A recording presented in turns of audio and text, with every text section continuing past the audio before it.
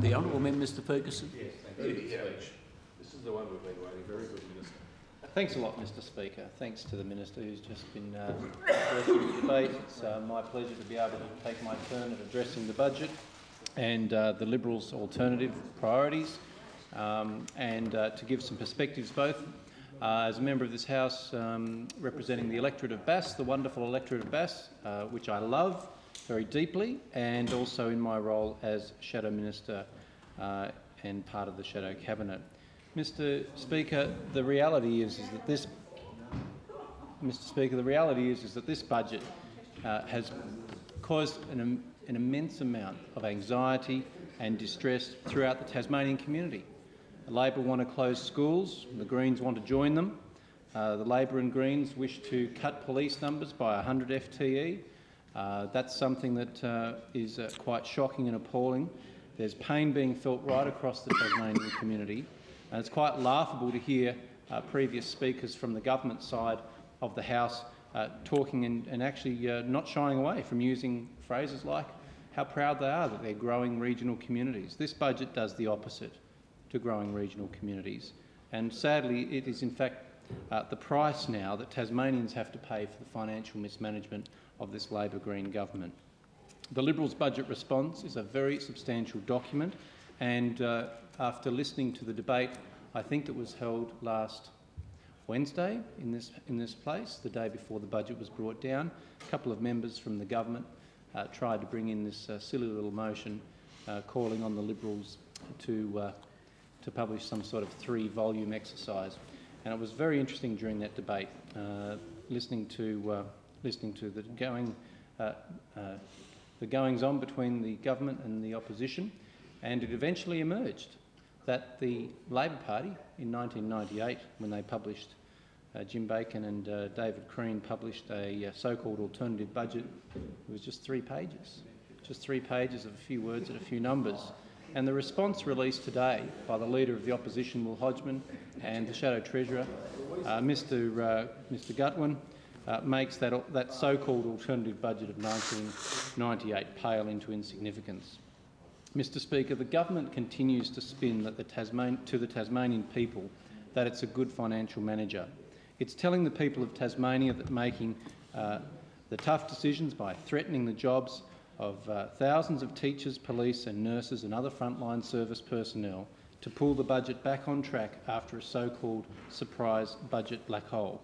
But what the government has neglected to say is why the budget is in such a mess that it is, and that it's the government's own budget mismanagement and profligate spending that's placed our budget in such a dire situation. Mr Speaker, this government has overspent every budget since 04-05. This year, in February, the government presented the mid-year financial report. That's the cat that really scared the pigeons. And that report told us that yet again, this Labor Green government, not a majority Labor government, as the Minister for Education likes to throw around those throwaway phrases, but the Labor Green government had overspent their budget, this time by $112 million.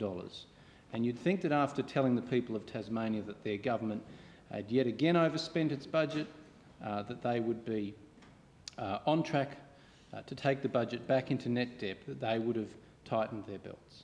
But alas, just 7 weeks later they brought in another appropriation bill into this place. It was debated and supported, and that was to appropriate another $200 million by this parliament so that the tick could be given to allow a continued overspend by this government. Now, most people get better with experience, and this government is no exception because it has been in power for 13 years and its spending addiction has gotten bigger as it ages. Coincidentally, Mr Speaker, since 08-09, having overspent its budgets by more than $740 million, that's the same period that the Premier, Honourable Lara Giddings, was elevated to the senior leadership of this state, first as Deputy Premier, Treasurer and then Premier.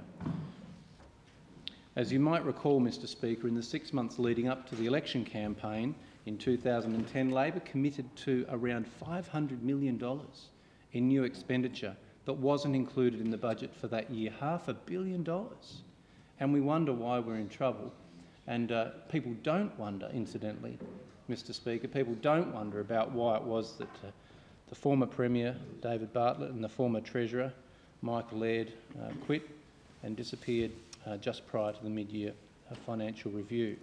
Those big spenders had to run away before the truth eventually could be concealed no longer. And also it has to be said that during that election campaign last year, Labor made another $400 million worth of election promises, which were shoehorned into the budget last year without any savings. And by the end of the financial year that we're presently in, the government will have overspent 6 consecutive budgets by over $1 billion. Mr Speaker, I want to bring to the attention of the House and reiterate what has been said by the Shadow Treasurer, the Leader of the Opposition, that this is not the revenue problem that the government would have Tasmanians believe that it is. Yes, it's clear that there's been a spending binge that's created the budget black hole, and the government continues to sell its story that it's solely falling GST revenue that is the cause of the budget woes. The Liberals have never once said that the state hasn't suffered a fall in estimated GST revenue over this year. But what we have said is that if the budget was better managed, we wouldn't be in this mess anyway. Because it's very important to note, as the Minister for Education interjects, badly timed unfortunately, because in 2009-10 the government brought down its first post-GFC budget. And this budget included an assumption that GST receipts would be lower than expected. In fact, it was estimated that GST receipts back then would be lower than any of the current estimates that we're looking at, including in the budget papers that were handed down last week, even after all of the latest revisions. And to reiterate that point, just 18 months ago, in the shadows of these times, this government estimated it would receive lower GST payments than it now predicts. However, rather than taking a cautious approach, as you might expect a government to, every time that there has been an upward revision since then, this government has committed itself and the people of Tasmania to spend those upward revisions in GST. So much now that when there is a downward revision, as we've seen in the last year, it has had no room whatsoever to move. Mr Speaker, the biggest issue confronting the people of Tasmania when they try to digest this budget is of course all of the many issues and savings across agencies that have had to be found. But of those, the biggest issue confronting the people of Tasmania is clearly this government's cutback in education spending, which is going to have a massive effect on 20 school communities. It's incumbent upon me to say, Mr Speaker, that in 2008 the government's education minister said that he would work together with communities on any school closures or amalgamations. Just last year, the government's education minister, Ms Thorpe, at the time, said that schools with low enrolments did not need to fear school closures. Just last month, I asked the minister, and through our FOIs, which predated his time as minister, regarding a hit list, and there were denials from the government about the existence of a hit list. And as I consulted with the Australian Education Union today, just this afternoon, their advice to me is that as recently as weeks ago, within just a few weeks prior to this budget being handed down, when they asked the minister if there was a hit list, it was denied. And interestingly, Mr Speaker, speaking to a journalist today, a journalist says to me that today this minister who interjects claims there is no hit list. Well, I just think the terminology is pejorative and disrespectful to school associations. I don't use it myself. The minister chooses not to use the words hit list. Yeah. Well, that's his choice, Mr Speaker, but of course communities across Tasmania who are on his hit list don't see things in quite the rosy fashion that the minister does. And that brings us to today. Last week, the minister... That's right. They've got very little room to move and very little to be hopeful for. Mr McKim last week, together with his leader, the Premier, announced 20 schools would close around Tasmania. That's not true. The majority, 16. That is not true. The majority, 16, in regional and rural communities, with no consultation. no consultation at all prior to Thursday, so deceitful. no criteria being set down, no criteria being set down, and with no information about the savings generated from such a move. That's the state of play as of 3 o'clock last Thursday. That's so uncharitable, Ray. Order. That's the state of play as of 3 o'clock last Thursday when the budget was handed down. And this minister over here, I reckon, Mr Speaker, he actually believes his own words. I reckon when he continues to protest that there's no hit list, I reckon he believes himself. When he says that there's a genuine process of consultation underway right now, I actually reckon he believes himself. How else could he be have such a sense of conviction in his voice and such a sense of outrage when members of the Liberal Party point out to him what he's doing to Tasmania and his leader, the Premier? He gets upset. Well, he's the one person who's got the least right to be upset, because it's him and his leader, the Premier, who are inflicting the damage throughout the community. It is also the case that a member of the Greens, the Honourable Member for Bass, Mr Booth, has been running around spinning to people that the minister's somehow been handed a poison chalice by somehow the previous minister, Ms Thorpe, who'd done all the dirty work in advance. The reality is, Mr Speaker, that while Mr McKim blames his department, while Mr Booth seeks to blame the Labor Party, this is a cruel and heartless act.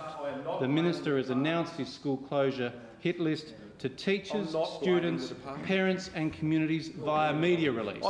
Via media release. Mr Speaker, if this is not a point of order, I'd ask you to rule him disorderly. I'll be very brief.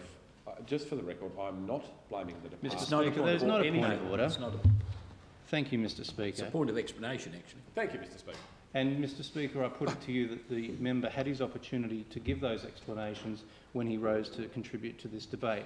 It's very important as well, Mr Speaker, to acknowledge that these 20 schools had absolutely no forward warning that they were going to be placed on a hit list and given just 4 + 2 weeks of a sham consultation period. The minister has cowardly tried to create the impression through his media release that somehow it was really his department's doing to propose. And so even saying that, he seeks to create the impression in the minds of people around Tasmania, it's not me, I'm just the minister. It's actually my department who have done this, and I'm just the one who's stuck with the proposal. And so the minister is always seeking to blame other people. And the question now for the minister, who continues to interject, he should reflect on this, is why he started the consultation after the announcement that the schools needed to close. Why it is that he would take a shoot first and ask questions later approach. He today in the MPI, I think it was the MPI, it may have been during question time, he claimed that he had contacted those schools at the earliest opportunity. Well, that's not true. The minister says it's true. Well, Mr Speaker, I put it to you, it's not true, on the basis that the minister's clearly been in possession of this list for some time. His department has clearly been working on this list for some time, to the extent and to the great frustration of many people in the community, the department and the minister had letters written, prepared, signed and ready to go. They had prepared dossiers on each school. So we make sure we're very timely in the minister therefore has admitted by his own interjection that it's not true that they were contacted at the earliest opportunity. It's not true. It is true. Minister, you are damned by your own interjection. It is clearly not true that you contacted them. You contacted them after the Premier told the people of Tasmania and after you had issued a public media release of the list of those 20 names. Why hasn't he instead spent the last 4 weeks visiting those local schools? Mr Speaker, the minister chooses to say that they were under embargo. Well, that was his choice to embargo them. I'm saying today he ought to have been saying to those schools, we've got you under consideration. And the minister's attempt to try to... The minister's defence is to somehow try to suggest that to say that the schools ought to have been consulted before they were placed on the hit list is somehow a misunderstanding of how government works. I'd say to the minister it's a misunderstanding of how to treat people. Mr Speaker, why has the minister not done anything to find savings elsewhere to avert these closures. No, he did nothing. He kept the list a secret and announced it on budget day, so school communities had to learn that their school was earmarked for closure through the media. And instead of fighting for those schools, as the old Greens would have done, he meekly followed orders. And by doing so, the Education Minister has shown that he is prepared, Mr Speaker, to break a key promise to Tasmanians, that there would be no school closures without the consent of the broader school community. Mr Speaker, can I just ask you to bring the House to order? Order. Look, both the Minister but also the honourable member's colleagues as well is not helping him with his speech by having a private conversation across the chamber. The Honourable Member for Bass and Shadow Minister for Education. The Greens have done a terrible sellout on Tasmania. I don't think the Labor members have covered themselves with much glory either. They've allowed it to occur. I know that there's a sense of smug satisfaction that the pain is being principally felt by the Education Minister, but they are the government as well, and this is a decision of the Cabinet, this is a decision of the Labor Green government. And it is quite a terrible way to treat people, to have opted for a shoot first and ask questions later approach. The Minister and the Premier have arrogantly told schools that they have a month and a half to convince them that they should be allowed to stay open. What hope do they really have? The Minister said that he'd go around and meet with the schools and the school communities concerned, but the Examiner correctly revealed this morning that it would be the case that the Minister would be receiving delegations of just 6 people from each school and that they would need to come to him. Now, this is a condescending and disdainful approach and an issue that is really hurting in those communities. And the Minister might be wondering why Tasmanians are outraged, why school communities are in shock, why they have been given just weeks to fight for their survival after they've been told that otherwise, if they are unsuccessful in their last-minute pleas, that they will be shut. The Minister might be wondering why parents are anxious for their family's future, and it should come as little wonder to him why his spin isn't working. The Minister may well believe his own words, but I don't, and the people in those families and those affected communities do not believe the Minister. They do not believe the Minister, and that is his problem. I know what the truth is. Mr Speaker, teachers, students, 1,700 students at my estimation, are concerned at the impact on them. Schools are not just anxious about the impact that the closures will have on the wider communities that they're often very deeply engaged with and feel a part of. These are the ones you're cutting public But, Mr Speaker, they're also... Are those the ones? The Minister is suggesting public transport going to Stanley, Edith Creek. Is he doing that? Is the Minister suggesting that we're cutting public transport to Bracknell, to Mole Creek? Is that what the Minister's saying? The Minister would do well to shut up and listen. Order. Mr Speaker, Order. Look, I would ask that sort of language not be used in the House. It's very uncharitable. The Minister continues to use the words that it's very uncharitable. It's because he doesn't like to hear these reflections on his performance. What these communities are so worried about is that now they have often, school association members have volunteered in good faith. They might be parents, they might be community members, some of them may be staff members, but most not. They've volunteered in good faith, and many of them don't feel that writing a submission to save their school is something that they are good at. It's at least good that the Minister has allowed the schools to support the effort so that they can write their business cases, or the impact statements, if that's what they're being asked to produce. But the fact of the matter is that this is a massive burden that this Minister has placed on these school communities. It's not just a burden of work, it's also a burden of proof. And whenever else has anybody who's a member of this House, Mr Speaker, you're probably the only one who's seen it. Whenever has any one of us seen such an extraordinary display of arrogance and preempting the closure of a school without proper consultation, without giving that school an opportunity to step up, improve their enrolments or improve their performance? It really doesn't need to be this way.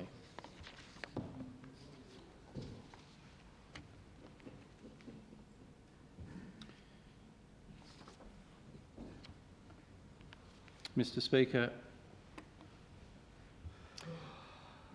the Liberal plan for schools was outlined this afternoon. It is a positive plan. It is a plan for the future.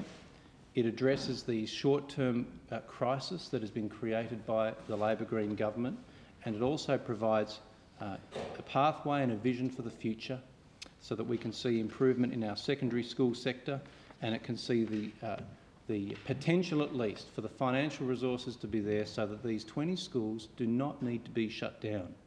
The Liberals want to save 20 schools that Labor and the Greens want to close. We will create a new $60 million fund. We call it the Education Investment and School Retention Fund. It's a fund that will be available to keep schools open. There's 5 minutes left, so I'll give him a warning. Thank you.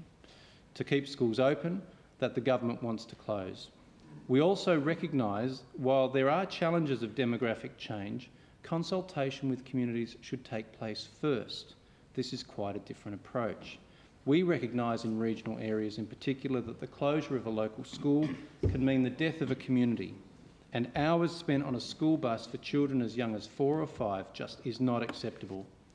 Mr Speaker, in the time remaining, I also want to talk about a very exciting proposal, one that's not without its challenges, but we don't want to shirk away from a challenge when we see a positive opportunity for Tasmania's education system. We want to see a change in our secondary school sector, and we want to say that within a decade of a Liberal government we will see Tasmanian high schools offering education provision up to Year 10. That's within a decade of coming to office. Mr Speaker, despite past efforts, it is a damning fact that Tasmania continues to have the lowest retention rates in Australia. Just 47% of Tasmanians have a post-Year 10 qualification, yet 86% of jobs require that level. ABS statistics show that only between 51 and 54% of Tasmanians are considered to be functionally prose and document literate. Of Tasmanian students who were in Year 10 in 2008, so these are the earliest figures that we have now for the students who have just finished Year 12 now, only 51% went on to complete Year 11 and 12 studies. That information has come to us just in recent times from TQA annual report. It's also telling that Tasmania is the only state in Australia that maintains a system where secondary education finishes at Year 10, and that we also have the lowest retention rates in the nation. Mr Speaker, under our visionary plan, we will begin immediately with regional high schools to expand their offering, and then we will move to gradually expand secondary education provision in Year 12 to major population centres. Under our visionary plan, city-based colleges could be retained as places of Year 11, 12 and adult skills and academic training, depending on the needs of local communities. And I want to today warmly thank the TFGA.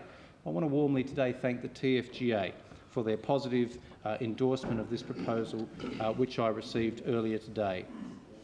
Mr Speaker, I believe I started at 6:05, so how much time? I believe you've got to about 6:30, so I'll just check that. So you've got a couple of minutes left.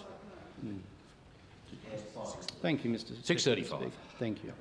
Mr Deputy Speaker, I do not wish to have to do this, but the Minister this morning misled the House by attributing a quote to myself that suited his own political purpose but was actually quite false. The Minister said this morning, and the Hansard draft shows, where he says, and I quote, "This question does provide me with an opportunity to thank Mr Ferguson for his support for the process we are going through."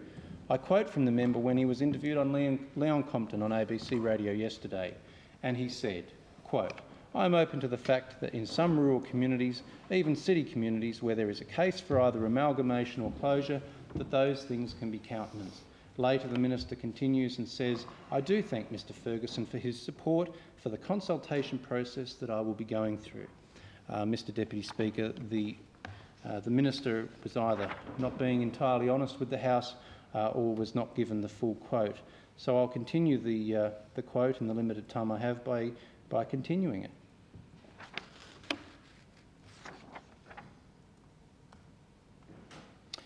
I continued by saying, "But no, I don't agree with your assessment. This is a shoot first and ask questions later approach taken by Nick McKim. As of last Wednesday, there was no hit list that we were able to see despite questions, but on Thursday that all changed. because Nick McKim announced that he was going to close 20 schools. He's going to go through a shambolic 4-week so-called consultation period.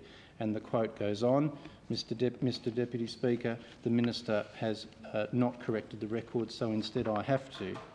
Mr Deputy Speaker, there are many other initiatives in the budget that make cost savings throughout the department. Not many of them will come as any joy or delight to members of the school communities throughout Tasmania. In particular, there's some difficulties. The non-government sector general education grant funding has been reduced by 5%. That's actually a double whammy. Many members wouldn't be aware of this, but by actually making a reduction in the percentage, if you like, ratio of what non-government schools receive as a proportion of government school students, as you shrink the government school funding and what you might calculate as an average cost of educating a Tasmanian government student, the non-government quantum falls with it. But then the government has actually added onto that a reduction in the ratio. So that's going to hurt them significantly, and I understand that they've contacted the Minister today with their complaints. That's a fair and reasonable concern for them to have. Discontinuing the class size initiative, I want to seek from the Minister some indication over time as to what impact that will have on the budget bottom line and class sizes. I do want to acknowledge at least one thing, what the Premier has said, that class size is not the #1 factor for success at school. I've never said it is. I don't think anybody says that anymore. However, it would be foolhardy to suggest that it isn't a factor at all, because clearly it is. Enforcing a 2.5% efficiency on the Academy, Polytechnic and Skills Institute is going to be incredible to see how the Minister goes with that one, because they're already bleeding money. In particular, the Tas Academy and the Polytechnic have had net deficits of nearly $18 million in just the last 6 months of 2010. So with a fairly fixed cost base, I cannot see how they're going to be able to cope with a 2.5% reduction in funding. So good luck with that one, Minister. It's going to cause a significant trauma to schools to find that they're going to have school resource package funding to be frozen entirely, not even with any indexation or CPI increase at all. So that will be a sting for them. And interest on school bank account balances is of interest to me as well, and noting that that will be discontinued to allow schools to earn interest on their own bank account balances from July of this year is going to just make it that more difficult for them to meet their budgets and to continue the employment of staff in their school who are providing frontline services. Mr Speaker, in the minute I have left, clearly the government has flagrantly abandoned its promise to bring up another 12 school psychologists. I, as the Liberal spokesman on this matter, have been raising it for 15 months. The government over here have continually shouted down those cries for help. They've always said it's a problem of my own imagination, and now we know why they never moved to employ those 12 school psychs, because they've ultimately cut it, the funding that was provided for in last year's budget. Now they're saying that they're going to limit the total number of new school psychs to 4, and I think that's very unfortunate. Mr Deputy Speaker, I didn't get a chance to talk about issues affecting my electorate, in particular the matter of the LGH funding and tamer silt removal, which this government is refusing to budge on, not to mention the importance of the V8 supercars to northern Tasmania and Tasmania. But it's a budget that's causing pain throughout this state, and with the Minister for Education and Skills trying to spin his way out of a crisis, that is actually not going to provide any hope whatsoever to our 20 school communities, and the Liberals will stand with them and fight for their survival. Thank you.